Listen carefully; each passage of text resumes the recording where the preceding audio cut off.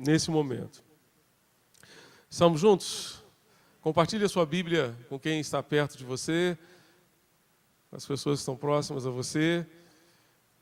Vamos ler a palavra de Deus. Diz o texto que Ele, Deus, nos deu vida, vos deu vida, estando vós mortos os vossos delitos e pecados, nos quais andastes outrora segundo o curso deste mundo, segundo o príncipe da potestade do ar, do espírito que agora atua nos filhos da desobediência, entre os quais também todos nós andávamos outrora, segundo as inclinações da nossa carne, fazendo a vontade da carne e dos pensamentos, e éramos por natureza filhos da ira, como também os demais.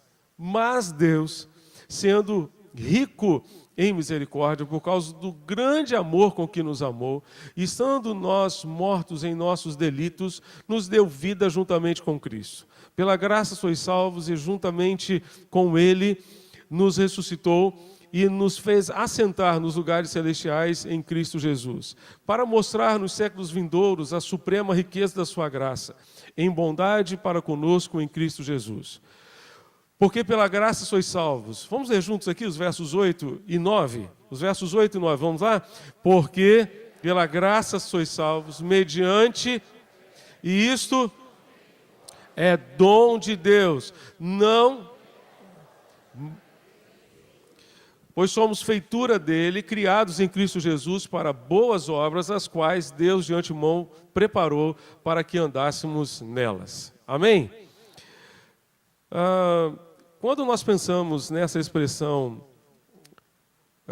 sola fide, somente a fé, primeiramente, nós gostaríamos de considerar a importância dessa expressão para a nossa salvação. A importância dessa expressão para a nossa salvação.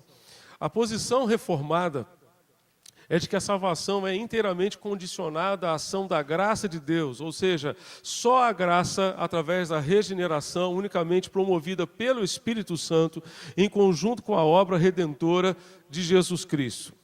Na sua tese de número 24, lembram que Martim Lutero fixou 95 teses na porta da igreja do Castelo de Westminster. Na tese de número 24, Lutero afirmou que a maior parte do povo está sendo necessariamente ludibriada por essa magnífica e indistinta promessa de absolvição da sua pena, da pena dos seus pecados. Acreditava-se, então, que a salvação poderia ser comprada, poderia ser adquirida.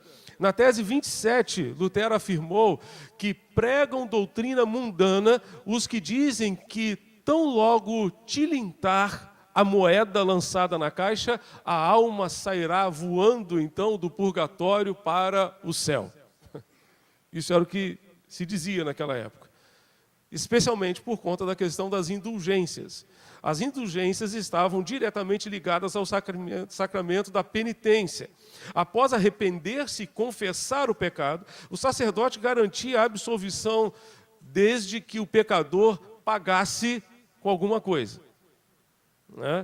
Ensinava-se que a culpa e o castigo eterno pelo pecado eram perdoados por Deus, mas havia uma exigência temporal que o pecador deveria cumprir em vida ou no purgatório, através de uma peregrinação a um lugar sagrado, do pagamento de uma importância à igreja ou de alguma obra que lhe desse o mérito para ser salvo. A indulgência era um documento que se adquiria por uma importância em dinheiro e que livrava aquele que a comprasse, então, da pena do pecado. Você tinha, então, o seu certificado. Você comprou o perdão para o seu pecado.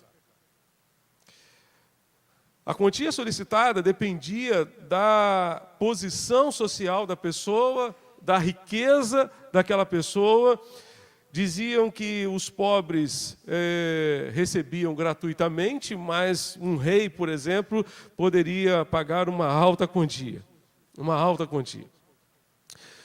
Foi o famoso protesto de Lutero nessas 95 teses contra o abuso das indulgências que precipitou a avalanche dos acontecimentos que resultaram, então, na reforma na Alemanha e daí se espalhou por todo o norte e oeste da Europa. Infelizmente, para muitos, ainda hoje, a salvação pode ser comprada, e isso passa muitas vezes no subliminar da nossa cabeça. Essa ideia de que eu tenho que fazer alguma coisa para ser salvo, ela acompanha o ser humano ao longo de toda a humanidade. Vocês se lembram do jovem rico? O jovem rico chegou para Jesus e perguntou o quê? Mestre, o que eu tenho que fazer para ser salvo? Né? Essa ideia de que eu tenho que fazer alguma coisa, de que eu tenho que me tornar merecedor da salvação, é uma coisa que está no subliminar do nosso povo, especialmente do nosso povo brasileiro, que vem de uma cultura católico-romana desde a sua colonização. Eu já tive a oportunidade de ouvir crentes sinceros, crentes com muitos anos de vida cristã, orando da seguinte maneira: Deus, torna-nos merecedores das tuas bênçãos. Deus, faz com que eu seja merecedor das tuas bênçãos. Não há nada que eu possa fazer, que você possa fazer para tornar-nos merecedores das bênçãos de Deus. Nada. Nada que a gente faça pode nos tornar merecedores das bênçãos de Deus. A declaração doutrinária da Convenção Batista Brasileira afirma o seguinte: a salvação é outorgada por Deus pela sua graça, mediante o arrependimento do pecador e da sua fé em Jesus Cristo como o único Senhor, único Salvador e Senhor. O preço da redenção eterna do crente não é o preço que você paga por moeda, não é um preço que pode ser pago por prata, por ouro, né, por real, seja lá o que for. O preço da redenção eterna do crente foi pago de uma vez por Cristo Jesus, por Jesus Cristo, pelo derramamento do seu sangue, o sangue do Cordeiro Imaculado, como vimos na semana passada, citando 1 de Pedro, capítulo 1. A salvação é individual, ela é pessoal e intransferível, ninguém pode tomar essa decisão por você. Então a salvação é individual e significa que a redenção do homem na inteireza do seu ser é um dom gratuito que Deus oferece a todos os homens e que compreende a regeneração, a justificação, a santificação e a glorificação. Tá? São várias verdades envolvidas na própria salvação. O homem, quando entrega a sua vida a Jesus, o ser humano, quando entrega a sua vida a Jesus, ele pode experimentar a regeneração, e regenerar significa nascer de novo, né? É a experiência do novo nascimento. Ele pode experimentar a justificação, que a gente vai ver um pouquinho mais adiante, quando falarmos sobre Romanos capítulo 1. Ele pode experimentar a santificação, que é um processo também da graça de Deus, porque somente pela graça de Deus nós podemos nos santificar, somente pela graça de Deus nós podemos abandonar o pecado. E a glorificação, que é justamente aquele momento quando chegarmos à glória eterna, quando chegarmos ao céu, e seremos então glorificados para vivermos eternamente com Deus, eternamente na presença do Pai, na presença do Senhor. Então, a palavra de Deus nos garante, nos afirma, vamos ler todos juntos? O salário do pecado, mas é a vida eterna que temos em união com Cristo Jesus. Amém? Então a pergunta primeira é: por que nós precisamos da graça de Deus? Vamos tentar fazer um link entre a graça e a fé hoje. Tá? Vamos chegar lá na fé. Mas primeiramente, por que precisamos da graça de Deus? Precisamos da graça de Deus porque a nossa condição natural é de morte. Lembram de Efésios 2 que lemos no início? Vós estáveis mortos nos vossos delitos e pecados. Nós estávamos mortos nos nossos delitos e pecados. Os nossos pecados trazem a morte, morte no sentido de afastamento de Deus, de separação de Deus. Tá? Estávamos mortos nos nossos delitos e pecados. E você pode pegar num cadáver, você pode beijar um cadáver, mas ele não vai sentir coisa alguma. Porque um cadáver, a partir né, um homem, o ser humano, a partir do momento da sua morte, ele se torna insensível. E o pecado provoca essa insensibilidade no ser humano. Insensibilidade. A insensibilidade espiritual nos deixa cegos para o pecado e, ao mesmo tempo, cegos para Deus e para a solução que Deus nos oferece para o pecado, cegos também para o propósito de Deus para a nossa vida.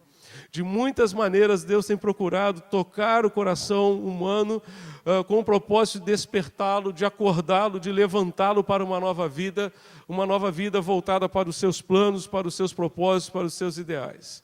Diz o texto que andávamos segundo o curso deste mundo, segundo a vontade deste mundo, segundo os propósitos deste mundo.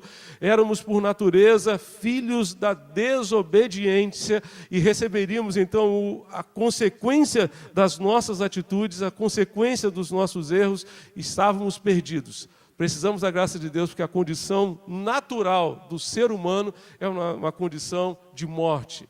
Precisamos da graça de Deus também, porque a nossa condição nos torna dependentes da ação de Deus em nosso favor. O que é que um cadáver pode fazer por si mesmo?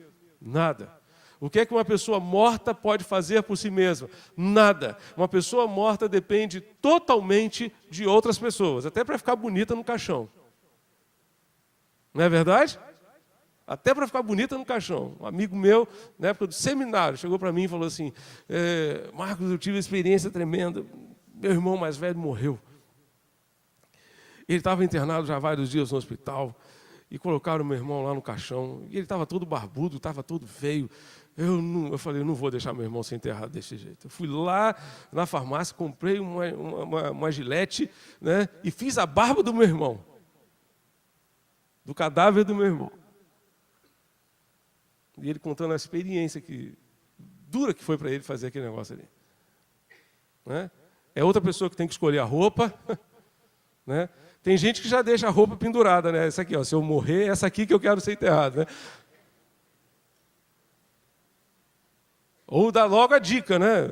Eu quero ser enterrado com flores, quero ser enterrado sem flores, quero ser enterrado de um jeito, do outro, quero ser enterrado com sandália, né? Ou com sapato. Né? Queria só dizer, irmãos, tirando toda a graça, toda a brincadeira, que uma pessoa morta não pode fazer nada por si mesma. E diante de Deus nós somos mortos. Diante de Deus o ser humano está morto. Diante de Deus o ser humano não pode fazer nada por si mesmo. Ele depende totalmente da ação de Deus em seu favor. É por isso que nós precisamos da graça. O Brian Midden faz um comentário muito interessante. E diz que praticamente todos os sistemas religiosos, com exceção do cristianismo, são, em escala maior ou menor, religiões de méritos e obras.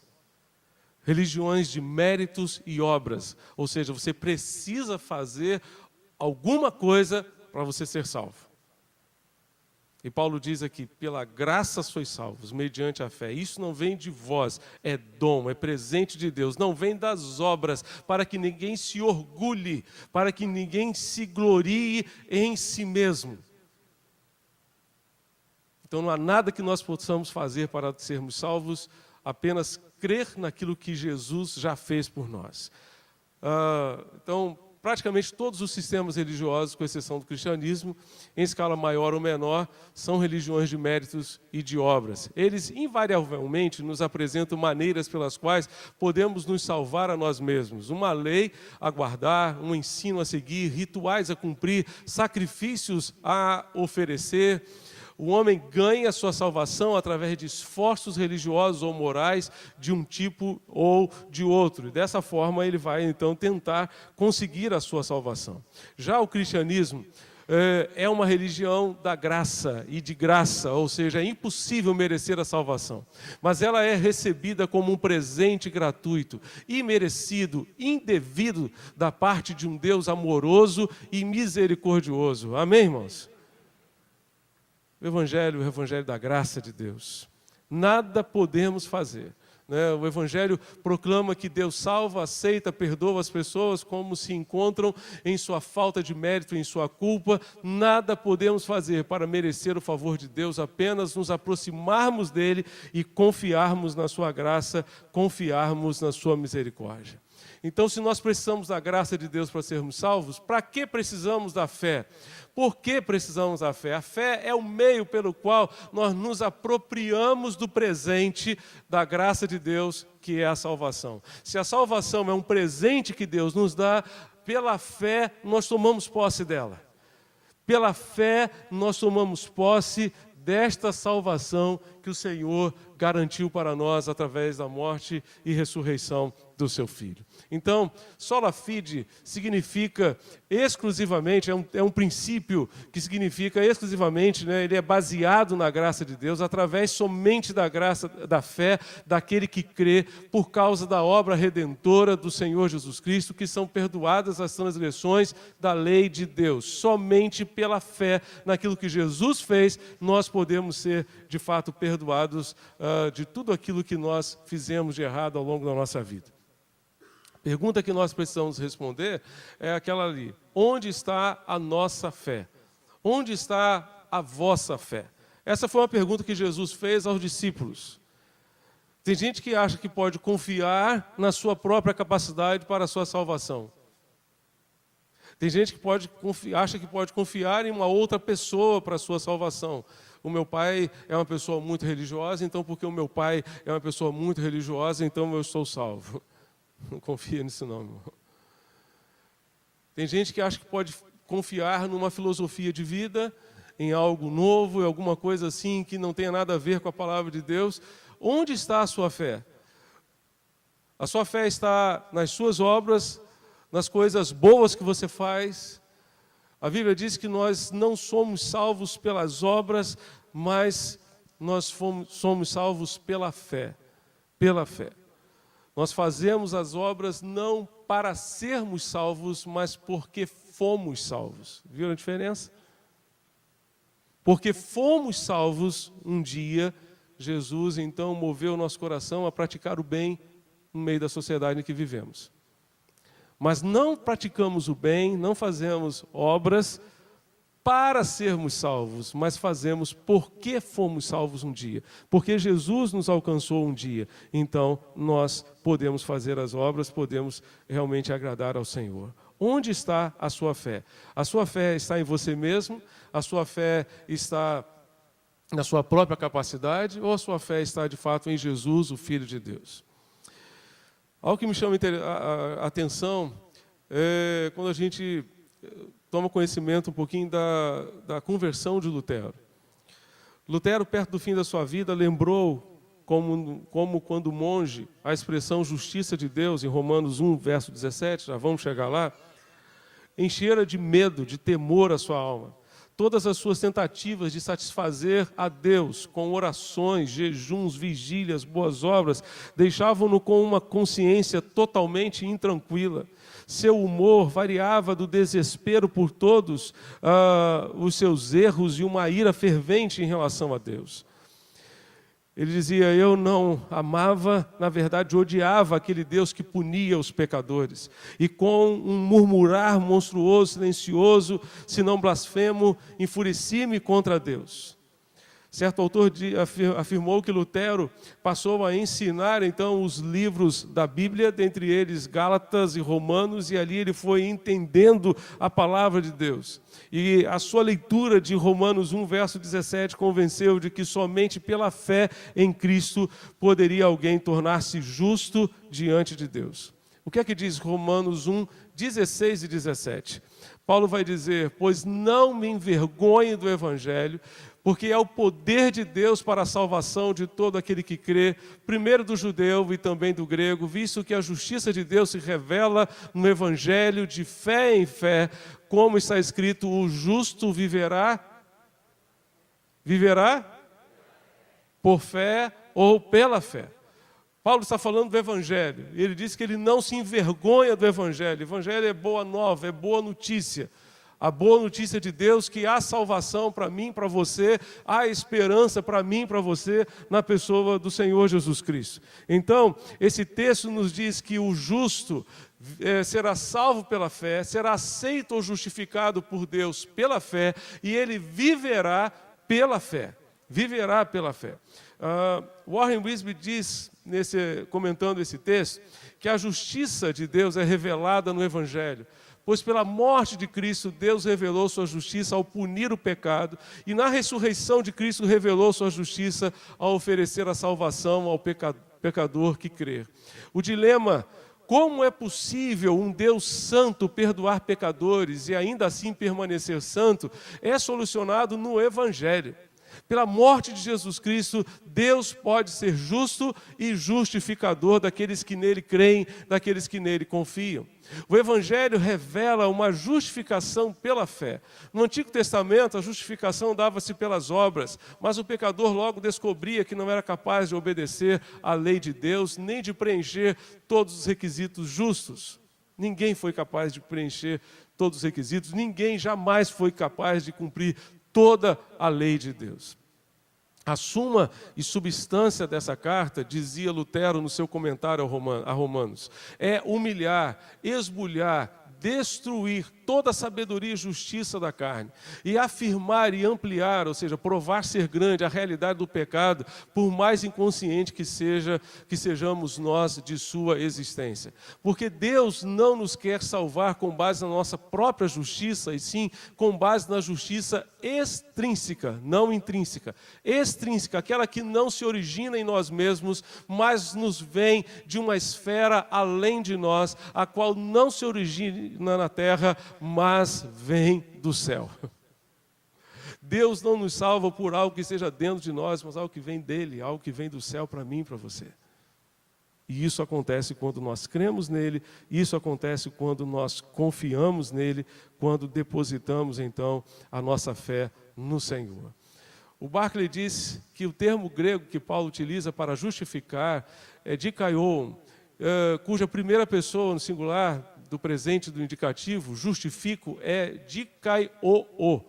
E ele vai dizer que esse verbo significa estimar, considerar, tratar uma pessoa como algo.